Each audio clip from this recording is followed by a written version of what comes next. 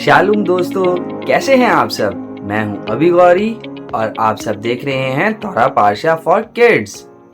दोस्तों, एक दिन खुदावन ने अब्राम से कहा कि अब से तेरा नाम अब्राम नहीं बल्कि अब्राहम होगा और मैं तुझे कौमों का बाप बनाऊंगा और तुझसे बहुत सी कौमें निकलेंगी और बरकत पाएंगी। दोस्तों, जब बुजुर्ग अब्राहम केनान में रहने लगे तो एक दिन ऐसा हुआ कि खुदावंद का कलाम उन पर रोया में नाजिल हुआ और खुदावंद ने बुजुर्ग अब्राहम से कहा कि मत डर, मैं तेरी ढाल और तेरा अजर हूं, मैं तुझे बहुत बढ़ाऊंगा। तब अब्राहम ने खुदावंद से कहा, खुदावंद मैं तो बे औलाद हूं और अलीअज़र दमिश्की मेरे घर का मुख्तार होगा। खुदावंद ने कहा, नहीं, ऐसा नहीं होगा, बल्कि वो जो तेरे सुल्ब से पैदा होगा वो तेरा वारिस होगा। और खुदावंद ने बुजुर्ग अब्राहम से कहा कि बाहर निकल और आसमान की तरफ देख और इन सितारों को देख और इनको गिन, अगर तू गिन सकता है, तेरी औलाद ऐसी ही होगी। और अब्राहम खुदावंद पे ईमान लाया और खुदावंद ने इसे उसके हक में रास्तबाजी शुमार किया।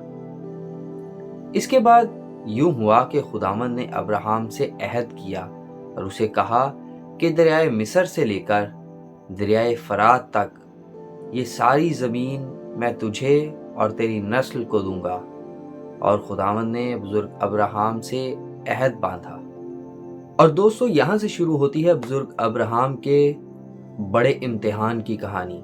दोस्तों, इस हफ्ते का हमारे जो पारशा है उसका नाम है वयीरा, जिसके मानी हैं अपेयर्ड होना, जाहिर होना।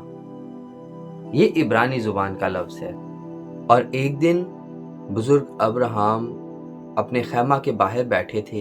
ये दोपहर का वक्त था और बहुत गर्मी थी। और उन्होंने क्या देखा कि सामने से 3 लोग उनकी तरफ चले आते हैं।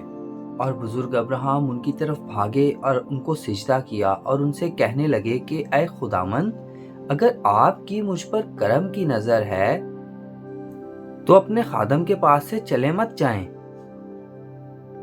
बल्कि थोड़ा सा पानी लाया जाए और आप अपने पांव धोकर उस दरख्त के नीचे आराम करें।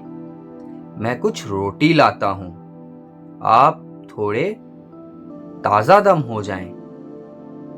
और बुजुर्ग अब्राहम भागकर बुजुर्गा सारा के पास गए और कहा, 3 पैमाने बारीक आटा जल्दी ले और उसे गूंद कर फुलके बना। और अब्राहम ने एक मोटा ताजा बछड़ा ज़बह करवाया और खाना तैयार किया और मक्खन और दूध और वो सब चीजें उनके सामने पेश की और खुद पास खड़े रहे। फिर उन्होंने पूछा, तेरी बीवी सारा कहाँ है? और अब्राहम ने कहा, वो डेरे में है। तब उसने कहा, मैं फिर मौसम बहार में तेरे पास आऊंगा और देख, तेरी बीवी सारा के बेटा होगा।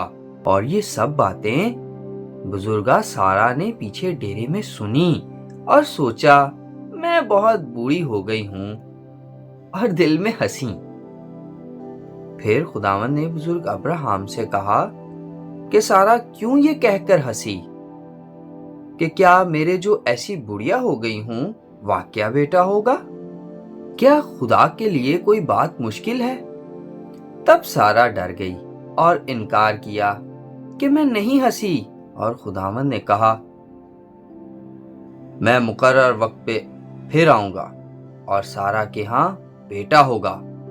खुदावंद ने जैसा फरमाया था सारा पर नजर की और अपने वादा के मुताबिक किया। सो बुजुर्गा सारा के यहाँ बेटा पैदा हुआ और अब्राहम ने अपने बेटे का नाम इसहाक रखा। उसका मतलब है हंसना। और सारा ने कहा कि खुदा ने मुझे हंसाया और सब सुनने वाले मेरे साथ हंसेंगे।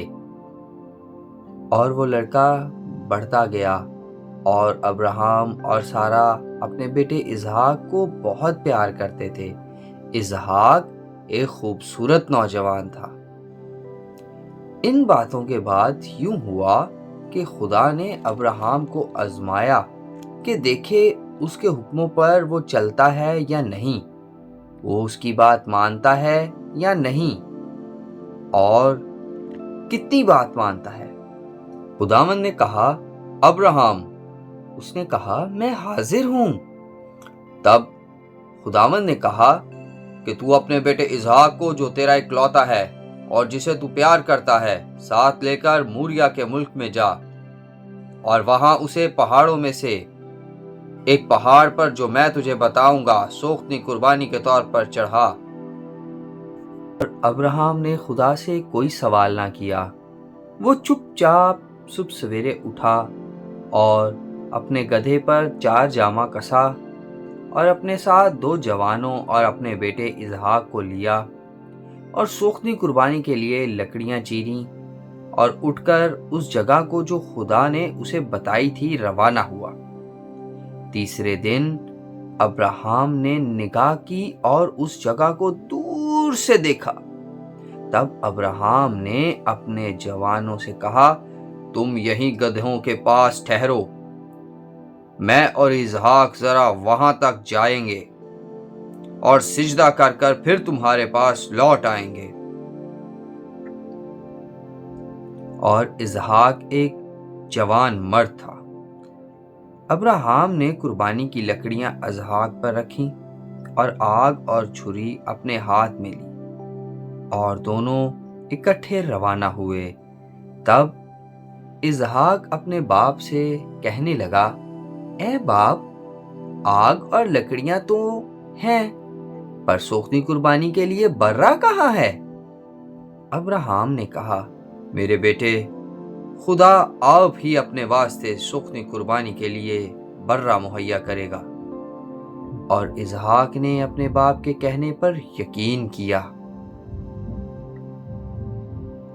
اور وہ دونوں آگے چلتے گئے اور اس جگہ پہنچے جو خدا نے بتائی تھی۔